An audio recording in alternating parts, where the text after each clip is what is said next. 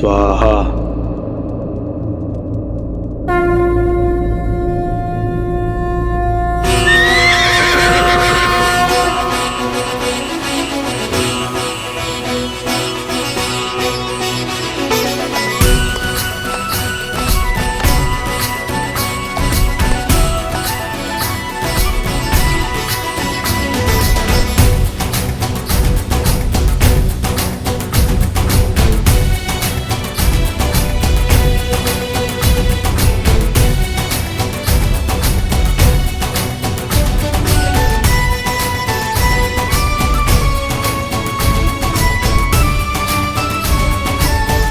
शीघ्र ही कार्तिक शुक्ल एकम के दिन अश्वमेध यज्ञ का अश्व समस्त भूमि में अपना मुक्त विहार आरंभ करेगा।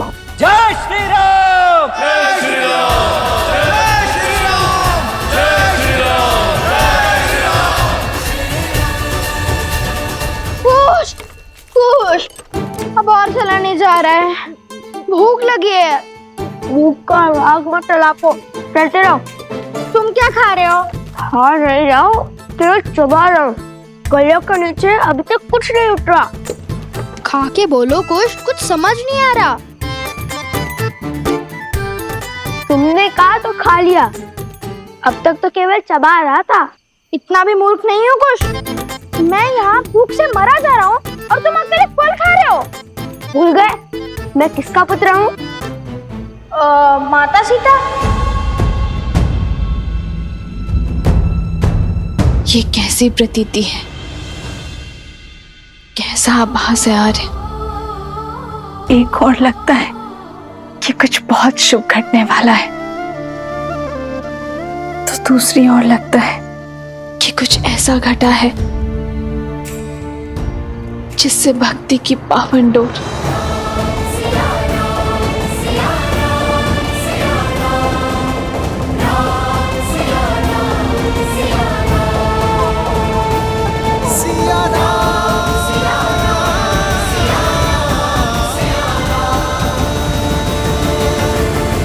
अरे बुद्धि के ध्वनि सोम, मैं तो माता सीता को केवल प्रेम से माता कहता हूँ। वो मेरी माता नहीं है। हाँ, वो भूखे पेट सोचने की क्षमता कम हो जाती है ना। तुम तो वन देवी के पुत्र हो। हाँ हाँ, मैं वन देवी का पुत्र हूँ। वैसे लव भैया ने क्या सोचा है? जितना मैं भैया को जानता हूँ, उन्होंने सोच लिया कि क्या प्रश्न पूछना है, कब प्रश्न पूछना है। सर्वप्रथम वहां देखो, कोई है? शीघ्र चलो। छोड़ो, सबसे पहले भैया को बताने दो कि पहले वो क्या करने वाले, फिर मैं बताऊंगा।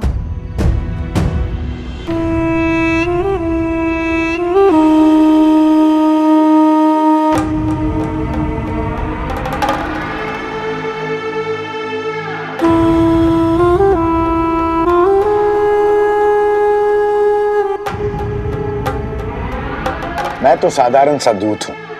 यहाँ की सूचना वहां और वहां की सूचना यहाँ लाता हूँ। किंतु आप लोग तो ऋषि कुमार है ना? यज्ञ की समाप्ति से पहले ही निकल आए। जिस जगह पर हमारी राजकुमारी के साथ इतना घोर अन्याय हुआ, वहां हम कैसे रुक सकते हैं? तो आप भी मिथिला से हो? जी। आप भी मतलब? केवल यही है मिथिला से भद्र? मैं भी मिथिला से ही हूँ।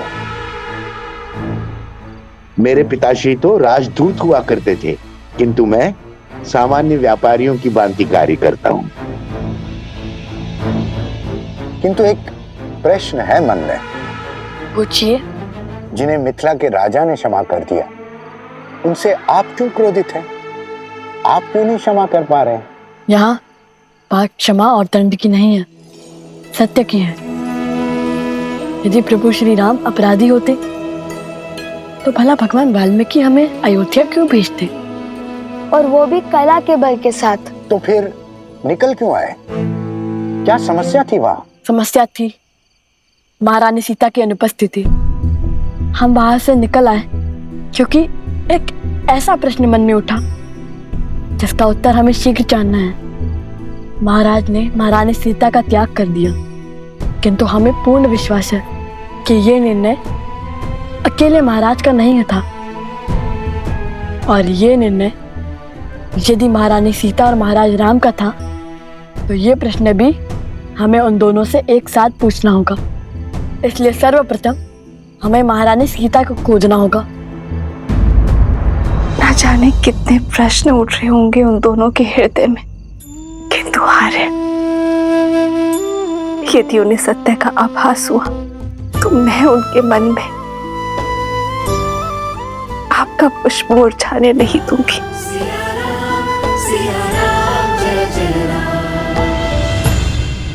तो आप महारानी सीता को खोजने निकले हैं, कैसे खोजेंगे?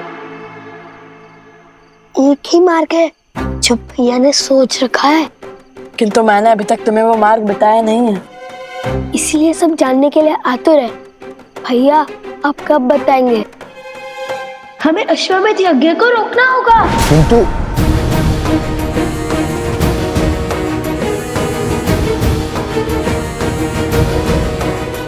लव, तुमने सच में अश्वमेध यज्ञ के अश्व को रोकने का निर्णय लिया है? हाँ, माता सीता को खोजने के लिए हम अश्वमेध का अश्व रोकेंगे।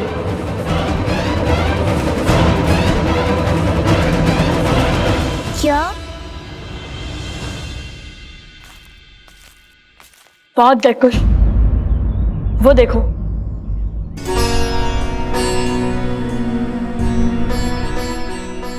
भैया, अयोध्या वासियों ने हमें कितने आनंद से विदा किया था। क्या कहेंगे उन्हें? जैसे जैसे माता के निकट जा रहे हैं, मेरे आंसू का बाण मानो टूट रहा हो। कुश, अब हम बड़े हो गए हैं, हमें अपनी भावनाओं को संयम में रखना होगा।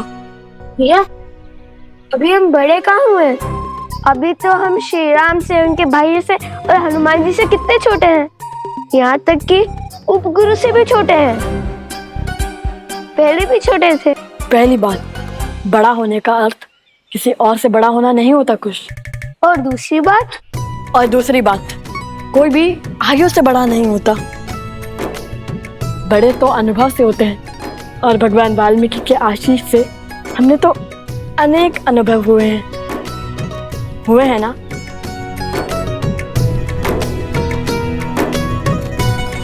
केवल गुरुवर का आशीष ही नहीं भैया, इस सोमकर्ण के कारण भी अनेक अनुभव हुए हैं हमें। हर बार नई समस्या में फंस जाता है।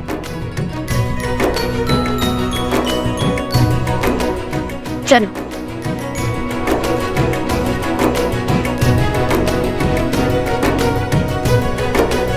भैया, आज माता नहीं है द्वार पर। मुझे भी आश्चर्य हो रहा है, कदाचित कहीं व्यस्त हो गई होंगी वे।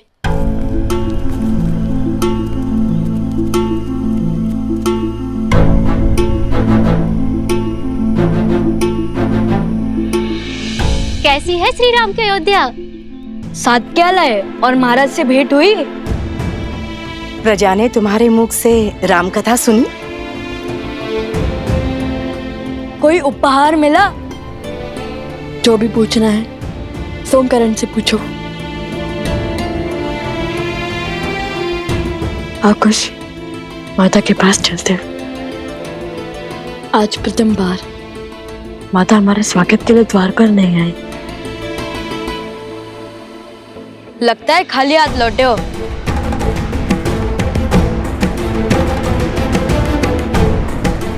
कदापि नहीं। उपहार में जीवन के सबसे महत्वपूर्ण कर्तव्य लाया हूं, जो अब हमें स्पष्ट रूप से दिखाई देने लगा है। आगे क्या करना है पता है हमें।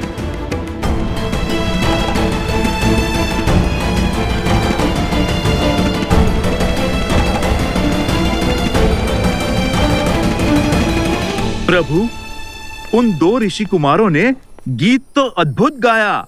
मैं तो अभी तक उनकी धुन में थिरक रहा हूँ प्रभु। प्रभु, उनका गायन और गान असाधारण था। असाधारण तो उनके गुरु है हनुमान। त्रिकालदर्शी भगवान वाल्मीकि।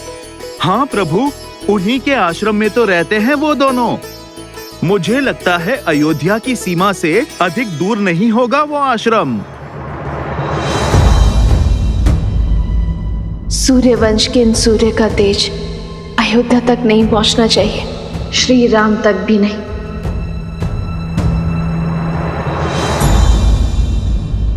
माता, आप ठीक तो है ना? माता, आप प्रथम बार हमारी प्रतीक्षा के लिए द्वार पर नहीं आई थी, क्यों? माता,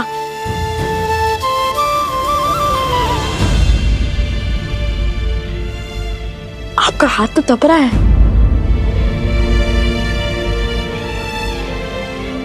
आप यहाँ आइए माता। मैं बिल्कुल ठीक हूँ, तुम दोनों की प्रतीक्षा में थी। बस तन को मन की चिंता छू गई। तुम दोनों सकुशल आ गए, अब मैं भी शीघ्र ही ठीक हो जाऊंगी।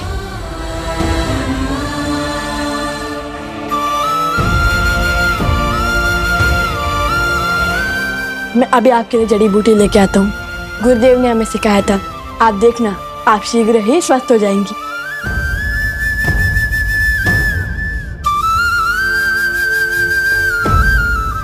पात्र ले आओ कुश। अभी आया माता।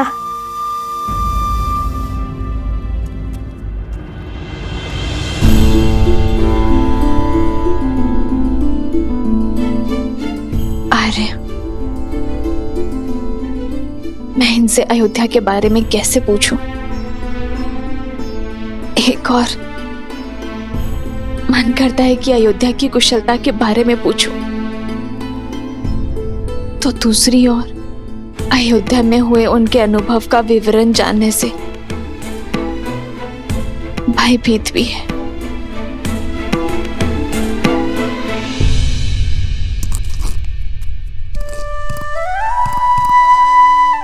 माता का स्वास्थ्य ठीक नहीं है, इसलिए उन्हें औषधि लेने देते हैं, ठीक होने देते हैं, फिर सब बताएंगे। किंतु अभी जी माता का विश्वास टूटा तो उनका स्वास्थ्य और बिगड़ जाएगा। यदि उन्होंने पूछा तो? तब की तब देखेंगे, किंतु तब तक तुम माता के पास रहो और हाँ, उनसे अच्छी अच्छी बातें करना। नहीं नहीं नहीं, नहीं। मैं नहीं कर पाऊंगा। मैं उत्सुकता में माता को सब कुछ बता दूंगा। मैं औषधि बनाता हूँ, आप माता के पास जाइए। ठीक है, मैं जाता हूँ।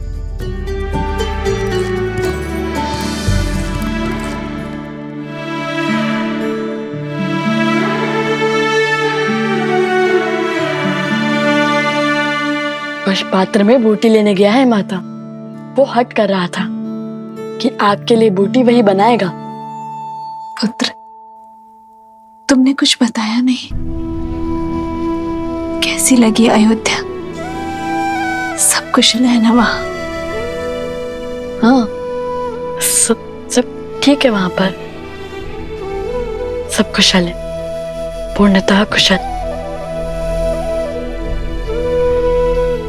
तुम दोनों ने प्रभु के दर्शन किए? हाँ, अवश्य। हमने उनके दर्शन भी किए, उन्हें राम कथा भी सुनाई और हम उनसे भेंट भी लाया। अरे नहीं, वो हमें भेंट भी देने वाले थे, किंतु उनके हाथ का धागा टूट गया और उन्होंने वो धागा अपने कलाई से हमारी कलाई में बांध दिया। ये देखिए। जन्म जन्म का है ये संगम, राम रतन सीता वैभव धन।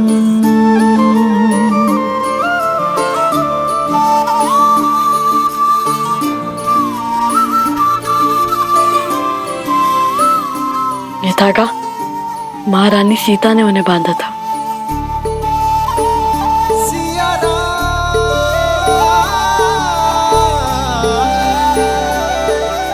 माता,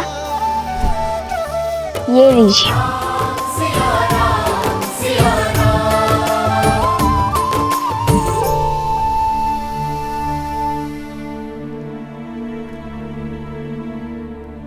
अब आप विश्राम कीजिए माता, हम गुरुदेव से मिलकर आते हैं।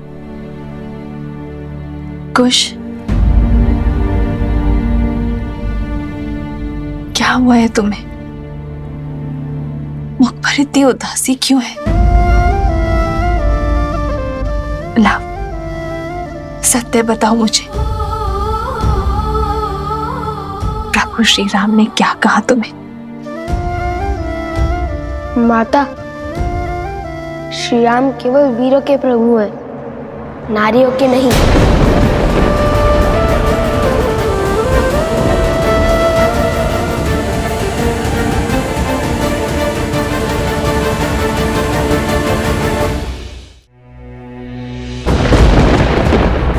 खुश, ये कैसे कटु शब्दों का प्रयोग कर रहे हो तुम?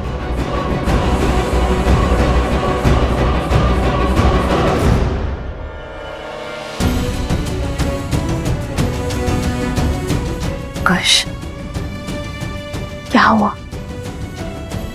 ऐसे कटु शब्द क्यों कह रहे हो तुम? क्योंकि यही सत्य है माता, हमारी संसार की जो श्रद्धा श्री राम में है वो व्यर्थ है।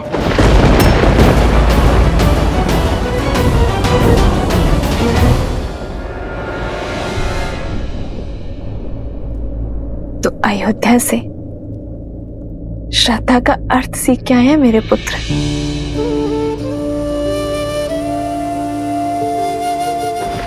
मेरे आराध्य के समक्ष उस दिए को देखो और उसकी बाती को भी।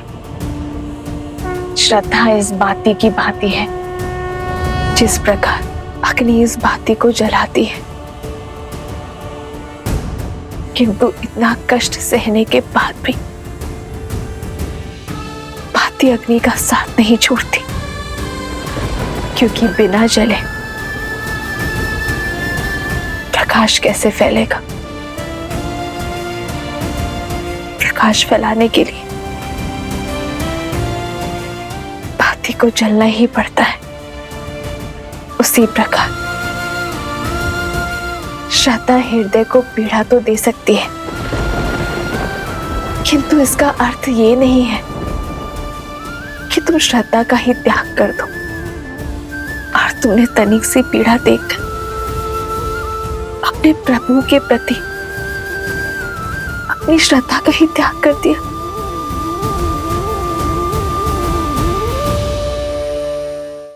क्या श्रद्धा इतनी दृष्टिहीन होती है कि उसे किसी का अपराध या उसका दोष तक नहीं दिखता? गुरुदेव कहते हैं दोषी दोषी होता है, चाहे वो राजा हो या रंक, भगवान हो या भक्त। पर बिना कसौटी किए किसी को दोषी मानना भी स्वयं में बड़ा दोष है। तुमने स्वयं कैसे निश्चित कर लिया कि श्री राम दोषी है? स्वयं कैसे निर्धारित कर लिया कि जिसकी इतने वर्षों से मैं आराधना कर रही हूं, मेरे वो आराध्य, मेरे वो श्री राम अपराधी है?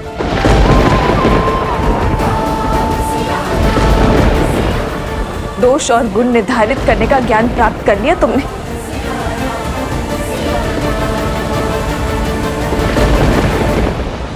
आप इसलिए ये सब कह रहे हैं क्योंकि कदाचित आपने श्री राम की गाथा अधूरी सुनी है। आप नहीं जानती, आपके आराध्य, आपके श्री राम निष्कलंक नहीं है माता। अयोध्या लौटने के बाद उन्होंने माता सीता का त्याग कर दिया था।